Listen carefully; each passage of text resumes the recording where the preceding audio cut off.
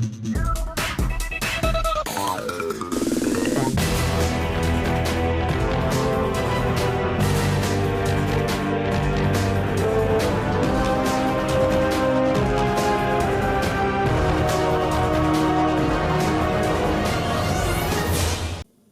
up YouTube, Dale here from Z4 Games, and today I am bringing you a budget Synchron profile. Now what I mean by this is this deck is definitely something that if you're a fan of 5Ds, if you're a fan of Synchron, you should definitely be picking up.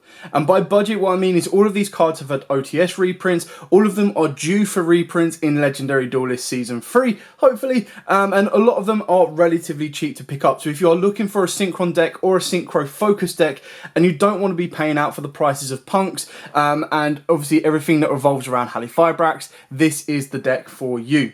With all of that out of the way, please smash that like button, hit that notification bell and subscribe so you don't miss out on any more upcoming content. This deck can still produce the exact same combos as a high valued one, and what I mean by the high valued one is it does involve stuff like Baron, it does involve stuff like Droplets, whereas this deck does not. So we're going to dive head first into the profile and show you pretty much the basic layout of every Synchron deck, and that is triple Junk Synchron alongside triple Stardust Synchro. Now this one might be a little bit pricier. I think the last time I checked it was around £10 to £15, but again it is going to be due a reprint in the Mega Tin. So this is one of these ones for the future if you don't already have them, or if you do already have them, you're already a step ahead of the game. Triple Junk Converter. Now again, I know this card went rocketing in price, but this is due for a reprint in Legendary Duelist Season 3, which comes out at the end of this month. So again, it is an easily accessible card for the future. So what I'm saying now is try and pick up the cards that may or may not be reprinted. Stuff like Junk Synchron, stuff like Doppel Warrior, as it has only just recently been reprinted, and then you're on your way to building this deck as cheap as you possibly can once the reprints hit and you know exactly what you need to get. The exact same is said for the Acasta Dawnwalker. Now I know these were like £12 a piece, but again these are due a reprint in the Legendary Duelist, so keep your eyes peeled for that as well. And again, you're getting two core components of the deck ready at the end of the month. It is just picking up stuff like the Fire Ant, maybe that'll get reprinted, maybe it won't. The Doppel Warrior, the Junk Synchron, the Calicro Claws, Hop Ear Squadron, definitely the Jet Synchron, and then stuff like Mare, Stardust Trail, Cyber Synchron, and of course Destrudo. Now obviously Destrudo's had a rare print. It could possibly be getting a reprint in the OTS pack next up, just because it's one of these ones that's come off the ban list, last ban list, and may need a bit of resurgence. An Ulti Jet Synchron could be amazing, but it's just all of these little cards here that you want to start collecting now, so that when you do get to that final stage of getting these reprinted, or even if you just leave these as your only cards that you're going to buy because you don't want to wait until the Mega Tin reprint, you're then going to save yourself a huge chunk once everything else starts hitting the circulation.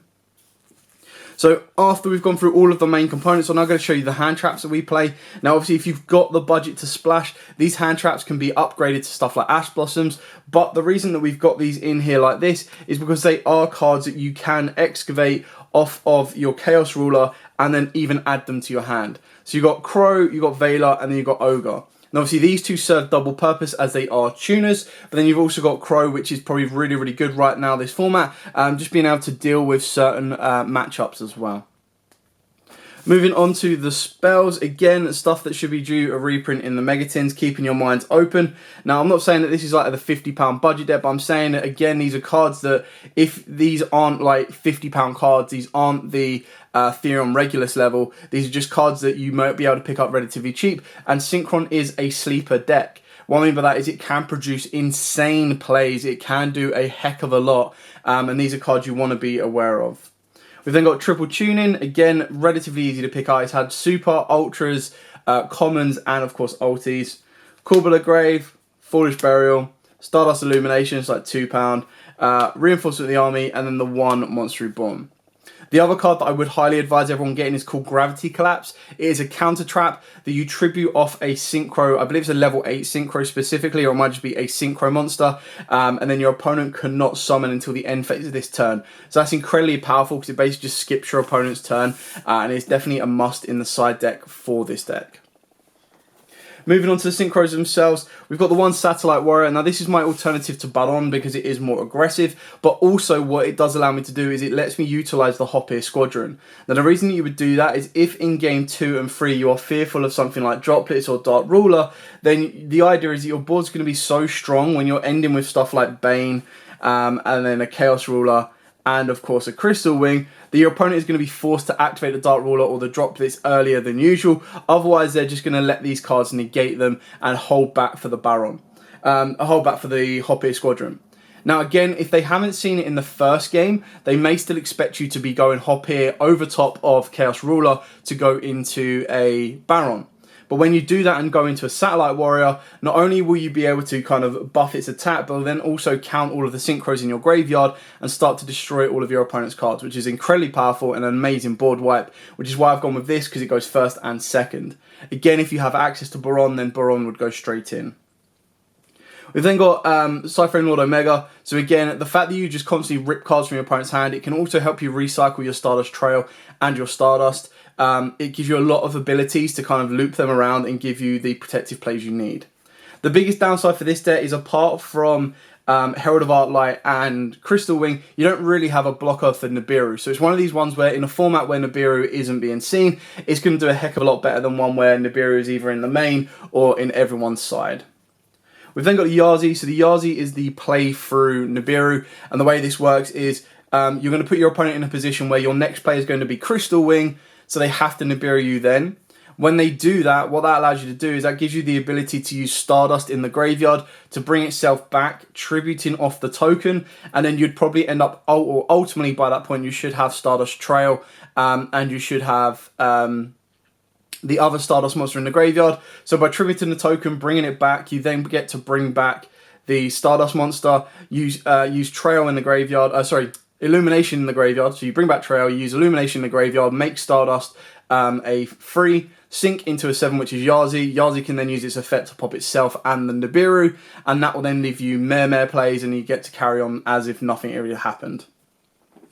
The one Charge Warrior, pretty straightforward on that one. The Broken Junk Speeder, Hyper Librarian, Axel Synchron, Junk Warrior, Herald of Arclight, and then of course you finish off with Cupid Pitch, Celestial Double Star Shaman. I'm just going to do it the other way around. There you go. Metal Marcher, and then Celestial Double Star Shaman, just so it's all in level order. So I was considering cutting this. Now, I'm not saying that that's the way to go, but I was trying to find a way to kind of add in stuff like Scarlight, just because it gives you a level 8 that can help win in time. Like this deck, if it goes unopposed, can combo for absolutely ages.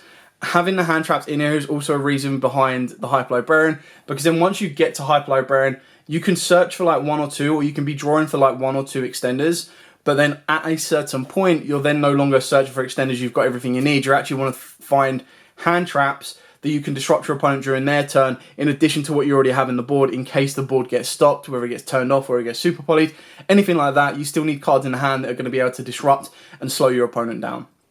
And that is pretty much it for the lineup. The extra deck is pretty standard for everything you need, apart from stuff like Satellite Warrior. And then if you wanted to upgrade, you can do by going into a Baron de Fleur.